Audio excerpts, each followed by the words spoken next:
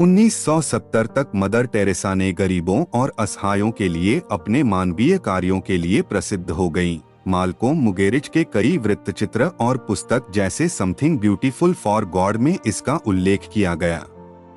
इन्हें 1979 में नोबेल शांति पुरस्कार और 1980 में भारत का सर्वोच्च नागरिक सम्मान भारत रत्न प्रदान किया गया। मदर टेरेसा के जीवन काल में मिशनरीज ऑफ चैरिटी का कार्य लगातार विस्तृत होता रहा और उनकी मृत्यु के समय तक यह 123 देशों में 610 मिशन नियंत्रित कर रही थीं। इसमें HIV, एड्स, कुष्ठ और तपेदिक के रोगियों के लिए धर्मशालाएं घर शामिल थे और साथ ही सूप, रसोई, बच्चों और परिवार के लिए परामर्श कार्यक्रम, अनाथालय और विद्यालय भी थे। 1928 में केवल 18 साल की उम्र में उन्होंने लोरेटो बहनों के साथ रहने के लिए घर छोड़ दिया था। वहीं मदर टेरेसा इंग्लिश भी सीखती थी और ईसाई धर्म प्रचारक बनने की राह में चल पड़ी। लोरेटो बहाने भारत में बच्चों को पढ़ाने के लिए इंग्लिश भाषा का उपयोग करते थे। घर से निकालने के बाद उन्होंने दोबारा कभी अपनी बहनों और अपनी मां को नहीं देखा था। 1934 तक उनका परिवार स्कोप्जे में ही रहता था और इसके बाद वे अल्बानिया के टिराना में चले गए थे।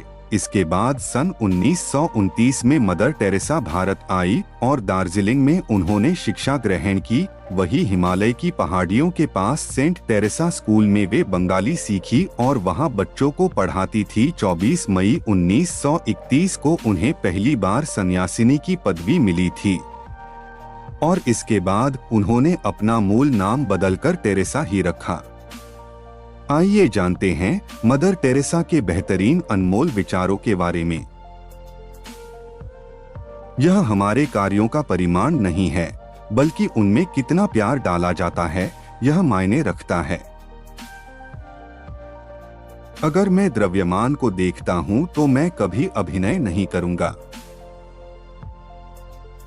अगर एक माँ अपने ही बच्चे को मार सकती है, मेरे पास तुम्हें मारने के लिए क्या बचा है और तुम मुझे मारने के लिए बीच में कुछ भी नहीं है। प्रार्थना वह मोर्टार है जो हमारे घर को एक साथ रखती है। मुझे पता है कि भगवान मुझे कुछ भी नहीं देंगे जो मैं संभाल नहीं सकता। काश उसे मुझ पर इतना भरोसा नहीं होता। ईश्वर हर जगह और हर चीज में है और उसके बिना हमारा अस्तित्व नहीं हो सकता। वे शब्द जो मसीह का प्रकाश नहीं देते, अंधकार को बढ़ाते हैं। आज दुनिया में बाहर जाएं और उन लोगों से प्यार करें जिनसे आप मिलते हैं। अपनी उपस्थिति से लोगों के दिलों में नई रोशनी बिखेरें। छोटी छोटी बातों में विश्वास रखें क्योंकि इन्हीं में ही आपकी शक्ति निहित है। कोई बड़ी चीज नहीं होती, केवल छोटी चीजें बड़े प्यार से होती हैं।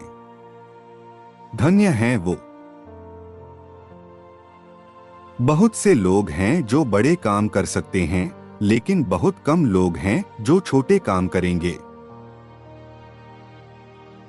भगवान मेरे दिल को इतना तोड़ दे कि पूरी दुनिया इसमें समा जाए। अगर मैं द्रव्यमान को देखूं तो मैं कभी अभिनय नहीं करूंगा। अगर मैं एक को देखता हूं तो मैं करूंगा। अगर अब हमारे पास शांति नहीं है तो इसका कारण यह है कि हम भूल गए हैं कि भगवान को एक दूसरे में कैसे देखना है। यह तय करना गरीबी है कि एक बच्चे को मरना होगा ताकि आप अपनी इच्छानुसार जी सकें। मुझे लगता है कि जब लोग पीड़ित होते हैं तो यह बहुत अच्छा होता है। मेरे लिए यह यीशु के चुंबन के समान है। हम सभी महान कार्य नहीं कर सकते, लेकिन हम छोटे छोटे काम बड़े प्यार से कर सकते हैं। दिल का गहरा आनंद उस चुंबक के समान है जो जीवन की राह बताता है। जीवन एक गीत है, गाएं इसे। जीवन एक संघर्ष है, उसे स्वीकार करें।